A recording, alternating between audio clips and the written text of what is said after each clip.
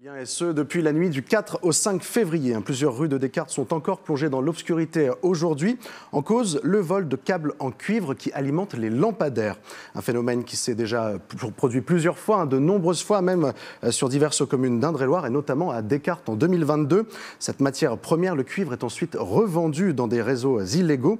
Problème, les communes victimes doivent souvent payer de leur poche le coût de ces dégradations qui s'élèvent parfois à plusieurs milliers d'euros. Faustine Luneau. Plusieurs dizaines de mètres de câbles en cuivre dérobés dans la commune de Descartes.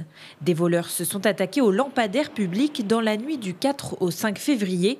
Des vols qui n'ont duré que quelques minutes, assez discrets pour ne pas alerter le voisinage.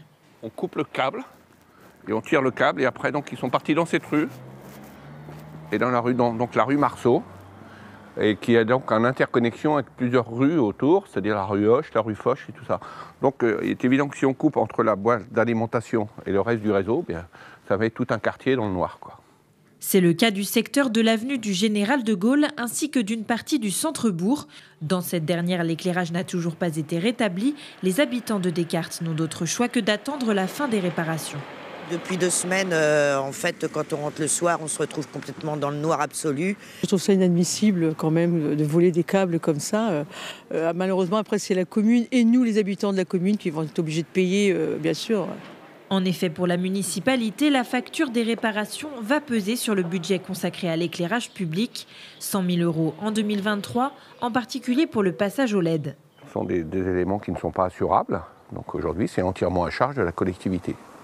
Voilà, c'est surtout ça. Et puis le désagrément, évidemment, et une population qui ne comprend pas ce vandalisme régulier, puisque ce n'est pas la première fois que ça arrive sur Descartes. Voilà. Vous dites que tout est à votre charge, ça représente combien ? Là, je pense que sur cette opération-là, c'est de l'ordre entre 20 et 30 000 €.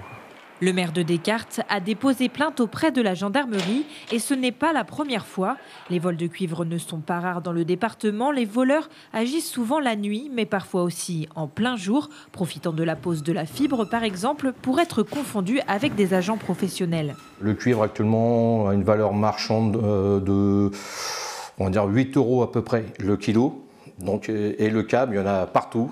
Et donc, ils dérobent des câbles sur des candélabres ou sur du câble orange ou même parfois sur le réseau SNCF.